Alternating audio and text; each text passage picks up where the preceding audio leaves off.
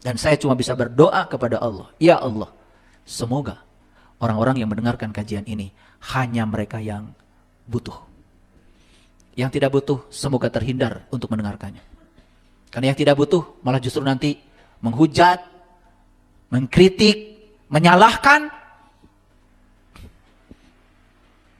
Kalau yang butuh, pasti mengalirkan pengetahuan itu dengan kejujuran pada dirinya. Nih, sedekat itu dengan makanan enak, tapi tidak merasakan enaknya. Makanya orang bodoh, mau dekat dengan siapapun dengan kebodohannya, tidak dapat manfaat.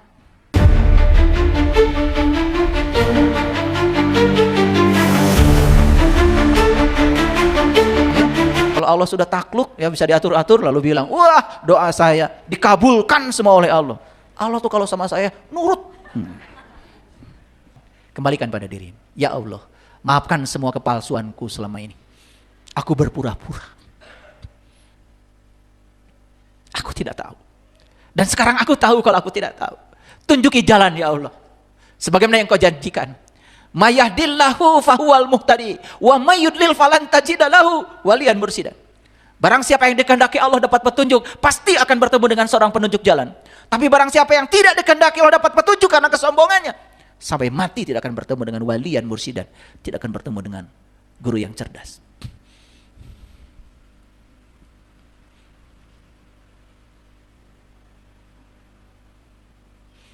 Lalu kita lihat Quran surat An-Nisa ayat 58. Sesungguhnya Allah menyuruh kamu menyampaikan amanah kepada yang berhak untuk menerimanya. Pertanyaannya, siapa kamu di sini? Siapa kamu di sini?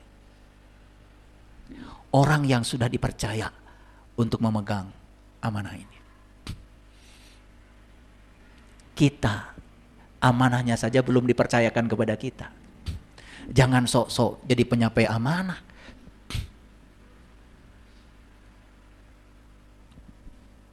Bisa dimengerti?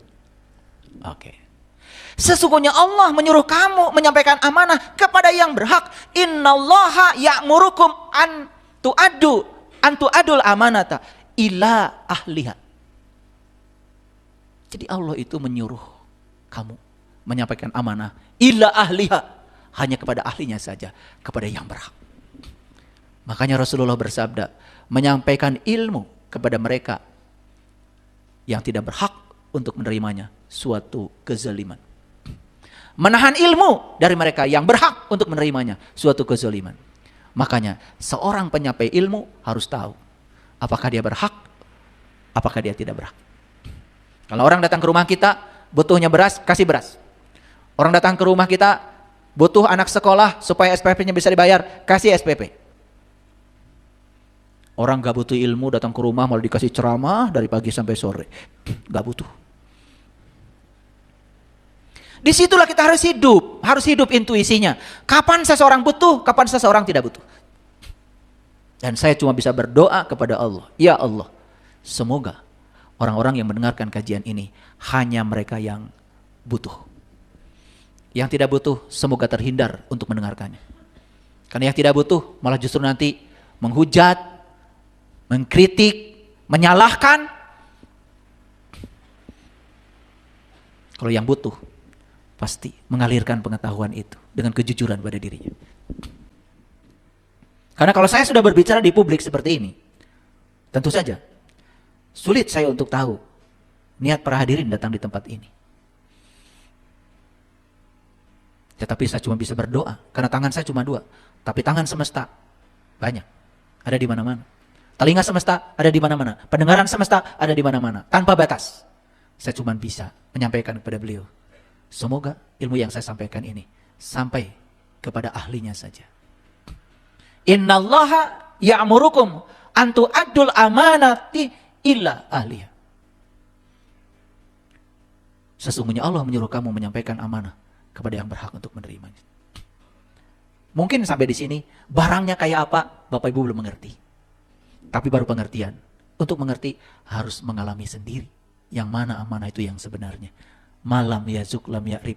Yang gak ngalamin gak akan paham. Lagi-lagi rasa itu tidak bisa didongengkan. Rasa itu tidak bisa disampaikan lewat ceramah. Rasa itu harus dialami sendiri. Saya bikin seminar tentang rasa duren 4 4 hari 4 malam saya ceramah tentang rasa duren. Bukan mabuk duren. Mabuk omongan saya. Betul nggak? Tapi kalau saya bagi duren dan semua merasakan, langsung mabuk duren. Saya doakan ya, semoga kalian semua mabuk sama Allah. Kesurupan sama Allah. Sehingga sibgot Allah, celupan Allah itu mewujud menjadi sifatmu, akhlakmu yang terpuji. Tahaluk bi akhlakillah, berakhlak seperti akhlaknya Allah. Makanya Allah mengatakan, tidaklah disebut kebaikan jika kamu melakukannya tidak seperti aku melakukannya. Wa ahsin kama ahsanallahu ilaika. Berbuat baiklah kamu sebagaimana aku berbuat baik kepadamu. Harusnya perbuatan baik itu seperti Allah melakukannya, tanpa keinginan, tanpa harapan. Semakin jelas ayat ini. Jadi amanah harus disampaikan pada siapa? Hanya pada ahlinya. Dan siapa yang boleh menyampaikan amanah? Yang diamanahi. Kalian tidak diamanahi, berpura-pura menyampaikan amanah. Kacau lagi, bodong jadinya. Betul?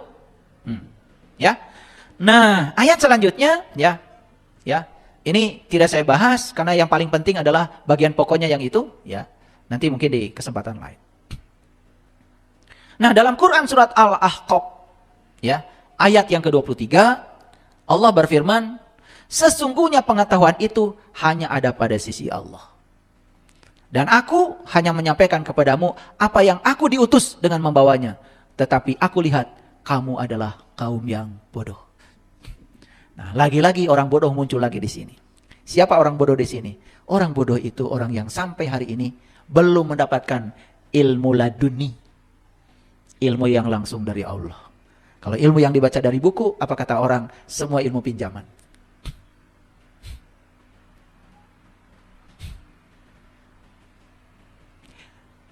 Jadi pengetahuan sejati itu yang dialami langsung oleh kita. Yang sudah menjadi rasa dalam diri kita. Makanya di Quran, surat Asy-Syura itu ayat 52. Sebelumnya kamu tidak mengerti apa itu iman. Sebelumnya kamu tidak mengerti apa itu kitab. Tetapi aku jadikan ruh sebagai cahaya. Dan dengan cahaya itu, aku menunjukkan jalan ke situ. Makanya setelah mengerti itu, barulah memahami apa itu iman, apa itu kitab.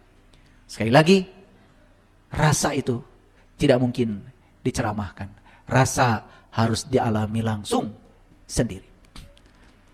Hanya mereka yang mengalami yang akan bisa memahami. Yang tidak mengalami tidak akan pernah bisa memahami. Sayang sekali, selama ini banyak orang yang puas mengatakan dirinya sudah paham. Padahal dia baru baca apa kata orang, apa yang ditulis orang, apa yang dikatakan orang, bukan mengalami langsung.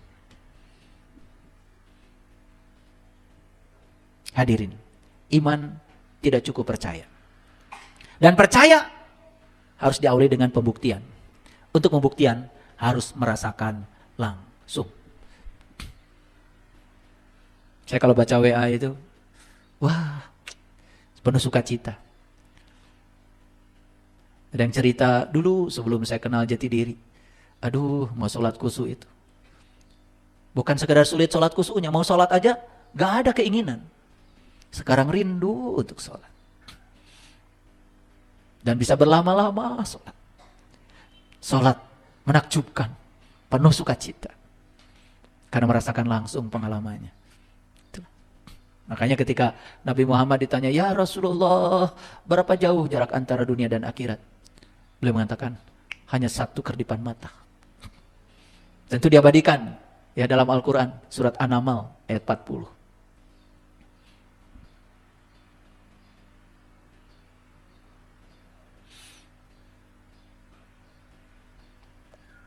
Jadi dari sini kita sudah tahu, tambahan lagi, ternyata orang bodoh itu orang yang pengetahuannya itu semua menumpuk di otaknya, hanya pengetahuan kata orang.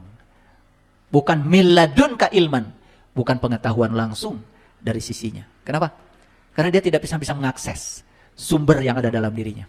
Padahal Allah sudah mengasih pengumuman sama kita, aku bersamamu dimanapun kamu berada. Pengumuman bukan itu. Pengumuman bukan itu. Tapi kita tidak mencerna pengetahuan itu. Hadirin, Kenapa kebanyakan manusia begitu? Hanya puas dengan apa kata orang, hanya puas dengan apa yang ditulis orang, walaupun tidak mengalami langsung. Kenapa? Ini ayat. Dan apabila dikatakan kepada mereka, ini surat Al-Baqarah ayat 170, ikutilah apa yang diturunkan Allah. Mereka menjawab, tidak. Tetapi kami hanya mengikuti apa yang telah kami dapati dari bapak-bapak kami saja. Walaupun bapak-bapak mereka itu tidak mengetahui sesuatu apapun, bahkan bapak-bapak mereka sama sekali tidak mendapatkan petunjuk. Jujur ya? Yuk sekarang, iman kita kan sekedar mengandalkan warisan. Betul? Dari kecil kalau ditanya orang lainnya, bilang, kamu orang beriman. Kamu agamanya ini. Cukup begitu kan? Betul gak? Tanya sama Pak RT. Mohon maaf, nama siapa? Alamat di mana? Agama Islam Pak RT. Langsung diaku sama Pak RT? Langsung sama Pak RT. Diketik langsung.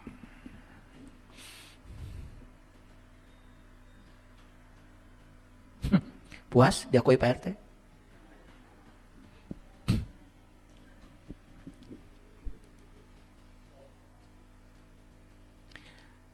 Itu yang pertama.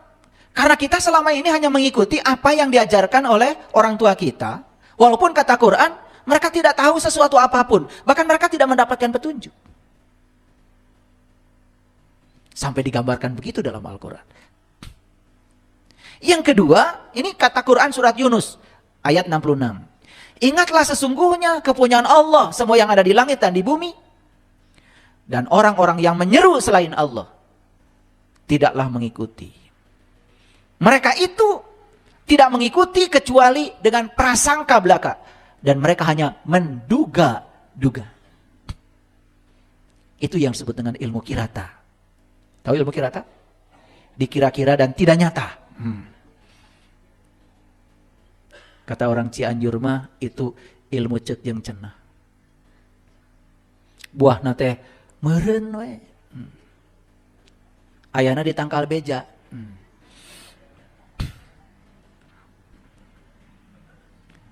Heran saya. Cuman ilmu katanya, cek jeung cenah, kita bisa percaya. Coba, perhatikan saya. Orang yang mengabarkan ilmu itu kepada kita, dia juga sebetulnya tidak tahu. Cuman dia terkejut. Kenapa kamu percaya? Itu yang membuat dia jadi semakin kokoh di posisinya. Jadi seakan-akan yang dia sampaikan itu kebenaran. Karena orang percaya. Padahal sebenarnya dia juga tidak tahu. Lah dia belum mengalami.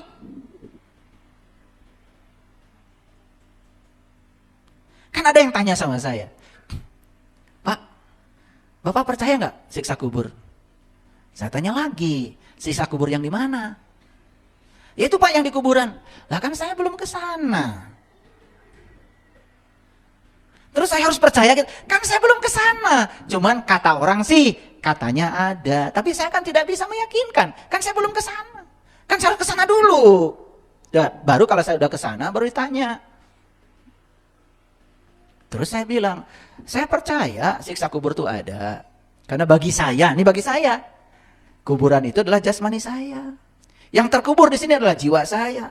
Saat jiwa saya berkhianat pada amanah yang disampaikan Allah kepada saya tersiksa.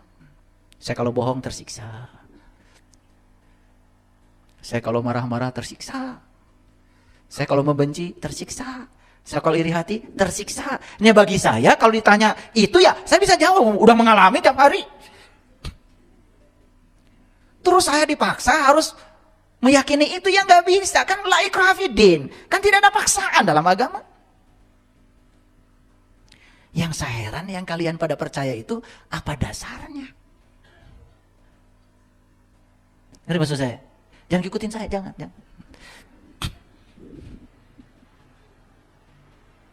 Makanya bahaya ketemu saya itu. Kalian jadi sadar. Itu bahayanya ketemu saya itu. Makanya kalau orang yang berani ketemu saya itu udah luar biasa. Padahal ketemu saya itu bahaya. Jadi sadar. Bahaya kan? Ya. Nah ini ayat yang saya sampaikan tadi, takut nggak percaya. Ya, ini awalnya iman Nabi Musa. Itu di surat Al-A'raf ayat 143. Nggak saya ulang ya, ini sudah tadi. Takut nggak percaya saya tampilkan ayatnya. Ya, nih ya Tuhanku, nampakkanlah diri Engkau kepadaku agar aku dapat melihat Engkau. Tuhan berfirman, kamu sekali-kali tidak akan sanggup melihatku, tapi lihatlah ke gunung itu. Maka jika ia tetap di tempatnya, niscaya kamu dapat melihatku. Tatkala Tuhan yang menampakkan diri kepada gunung itu. Nah, jadi kan bukan menampakkan diri pada gunung, tapi menampakkan diri pada kesadarannya Musa. Makanya saya sering mengartikan gunung itu adalah Sidrah Al-Muntaha, puncaknya kesadaran. Itu harus dicapai oleh kita. Ya, makanya kata-kata terakhirnya ini, Maha suci Engkau, aku kembali kepada Engkau, dan inilah awal aku beriman. Ya, ini surat Al-A'raf ya. Sama para hadirin, Nabi Ibrahim juga kan mengawali Islamnya itu tidak langsung saya Muslim, tidak. Ada satu pengalaman. Sampai beliau mengatakan inni wajahtu wajhiya lillati fataras samawati wal ar hanifan wa ma ana minal musyrikin. Bebaskan dulu diri beliau dari musyrik. Musyrik itu menduakan Tuhan gara-gara enggak tahu, enggak kenal. Begitu beliau sudah mengenalnya, beliau mengatakan wa ma ana minal musyrikin. Nah, lalu beliau mengalami perjalanan spiritual sampai puncaknya. Beliau disuruh mengatakan oleh Allah, inna sholati wa nusuki wa mahyaya wa mamati lillahi rabbil alamin la syarikalah wa bizalika umirtu wa ana awalul muslimin. Jadi ternyata mengawali iman itu ada caranya, mengawali Islam pun ada caranya. Tidak cukup dengan mengatakan saya muslim. Karena di Quran diajarkan seperti itu. Ada metodenya, ada caranya. Siapa muslim? Orang yang berserah diri kepada Allah. Jujur ya, selama ini kalian berserah diri kepada Allah atau Allah dipaksa berserah diri pada kalian? Ini yang muslim itu Allah apa kalian? Kan sukanya ngatur-ngatur Allah ya. Kalau Allah sudah takluk ya bisa diatur-atur lalu bilang, wah doa saya dikabulkan semua oleh Allah. Allah tuh kalau sama saya nurut. Bingung saya yang kayak gitu ngaku muslim. Muslim itu orang yang sudah selesai dengan dirinya sendiri. Apapun yang terjadi, dia percaya di belakangnya ada sang kehadiran. Dia tidak menilai benar, salah, baik, buruk. Semua yang terjadi adalah kebenaran. Ajarkan ya Allah, aku untuk bisa menerimanya. Ajarkan aku untuk bisa menangkap pesan di balik pesanmu lewat peristiwa ini. Tuh muslim, sudah begitu belum? Sebenarnya saya malas nanya sama kalian itu. Ya. Kalau lihat wajah-wajahnya memang, aduh, berantakan. Suka bergurau saya itu ya. Yang dimasukin hati ya. Jadi para hadirin, menurut tabi'in Wahab bin Munabbih, orang bodoh itu jika berbicara akan semakin nampak bodohnya. Jika diam, semakin jelas kebodohannya. Orang bodoh itu kalau bicara semakin kelihatan bodohnya. Diam, komo. Betul nggak? Ya ibarat gini ya. Ada orang di ruangan ini 100. Masing-masing belum merasakan garam itu kayak apa rasanya. Kemudian si bodoh ini ceramah juga tentang garam. Dan dia juga belum merasakan rasanya garam. Dia yang ceramah belum merasakan, yang diceramai belum merasakan. Pasti setuju yang dibicarakannya. Betul nggak? Iya, kata dia nih ya, yang bodoh ini. Para hadirin, garam itu rasanya geli loh. Wih setuju pak. Apalagi yang bicara sudah dandan, wah dandanannya macam-macam lah pokoknya. Setuju. Orang suci. Tapi kalau di ruangan itu ada satu orang yang nyelip. Dia tiap hari makan garam. Beda ya dengan pengalaman saya. Dah garam teh kalau saya rasakan mah asin. Iya mah getek. Ya gitulah kira-kira ilustrasinya ya, supaya gampang. Kalau nggak pakai ilustrasi kalian susah ngerti. Ya, yang bicara buta, yang mendengar juga buta. Jadinya ke lubang yang sama. Tapi kalau yang mendengar buta, yang bicara buta, yang mendengar juga buta, ada satu aja yang melek, terbantahkan. Nah orang bodoh ini ciri berikutnya tadi ya, kalau berbicara katanya semakin kelihatan bodohnya. Kalau diam, apalagi. Jika melakukan sesuatu, selalu aja bikin kerusakan. Jadi panitia, bikin gaduh. Iya, main musik, gak jelas. Rusak semua alatnya. Ya. Jika dititipi sesuatu, maka ia akan mentelantarkannya. Dititipkan yang biasa aja ditelantarkan, apalagi dititip amanah. Apalagi amanah yang ada kaitannya dengan iman. Jadi saya ingat tuh ketika saya membaca warisan para aulia itu. Jadi ada seorang sahabat mencari guru. Sudah bertahun-tahun cari guru, akhirnya bertemulah dengan guru yang dicari. Saat itu gurunya sedang sholat. Lalu dia menunggu di pelataran masjid, nunggu guru selesai sholat.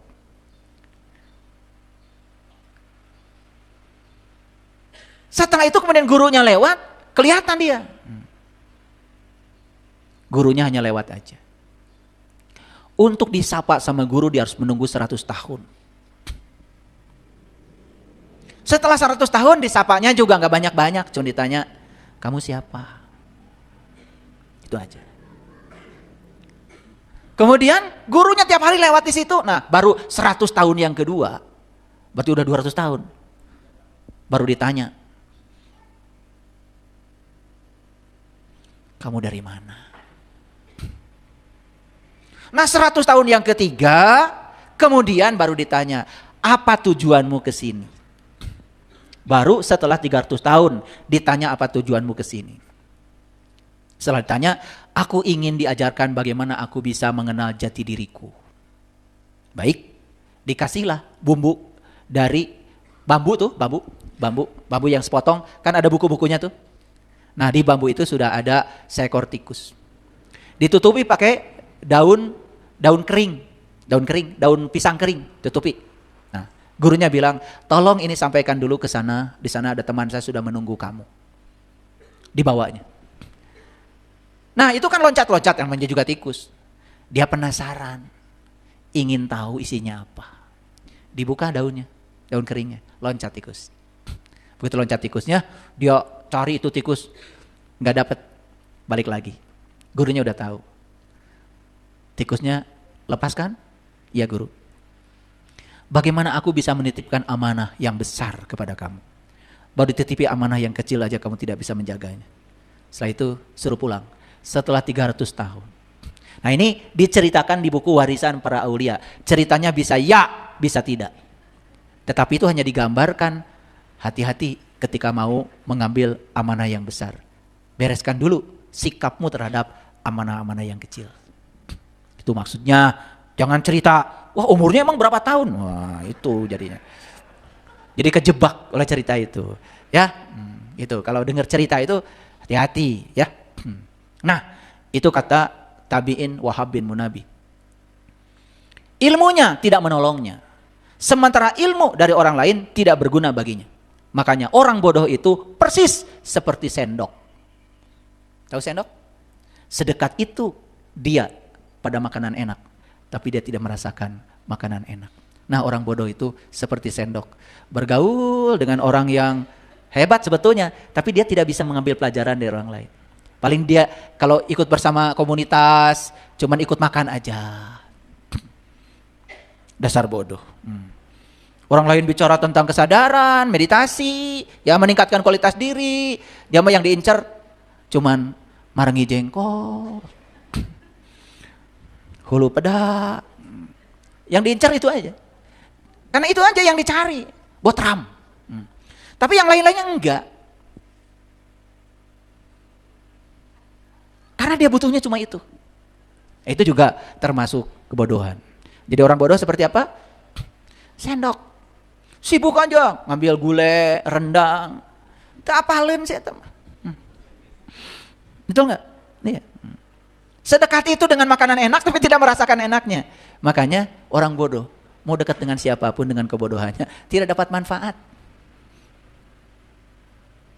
Ya, itu.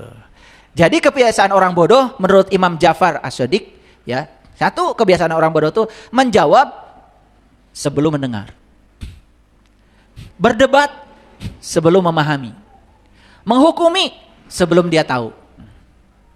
Nah, gampang kan ngukur orang bodoh? Gak usah ditanya, kamu iman apa tidak? Lihat aja dari sini. Gak ditanya, menjelaskan aja.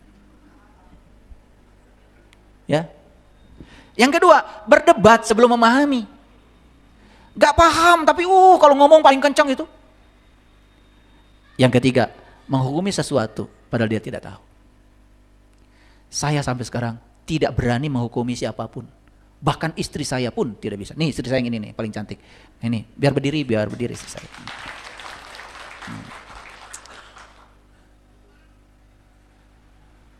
Tidak bisa. Menghukumi pasangan aja saya nggak bisa. Lah saya kan nggak tahu yang ada di dalamnya.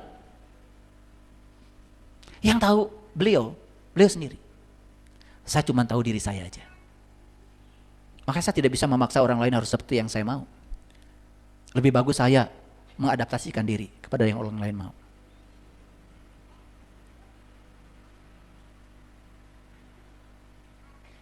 Kita suka membicarakan orang kayak yang paling tahu. Si anu. Apalagi sekarang lagi banyak sekali cerita di TV itu, cerita anu. Tongiluan, capek. Udah dengerin YouTube saya aja. Iklan lagi, ya. Ya, harus ada iklan sekali-kali, ya. Seseorang disebut pintar selama ia terus belajar. Begitu ia merasa pintar, saat itu dia jatuh menjadi orang bodoh. Abdullah ibnu Mubarak, beliau adalah ulama sufi. Bayangkan, orang yang terus belajar saja di titik tertentu, dia merasa sudah selesai belajar, jatuh jadi orang bodoh. Iya diajar gente. Betul nggak? Ya.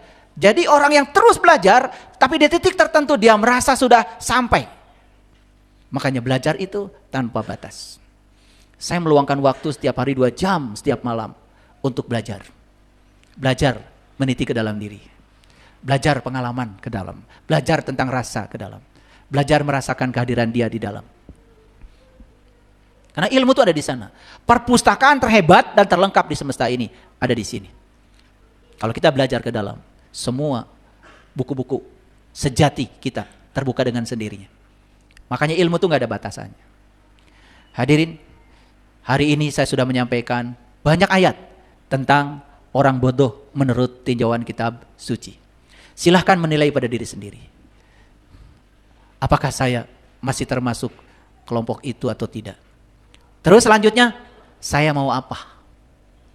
Tidak cukup dengan menyadari kalau saya tidak tahu.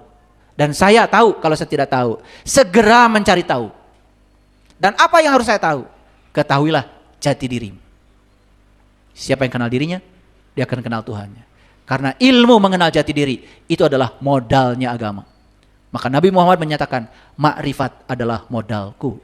Akal pikiran adalah sumber agamaku. Rindu adalah kendaraanku. Jihad adalah perangaiku. Sabar adalah kawan dekatku. Dan sholat adalah hiburanku. Terima kasih.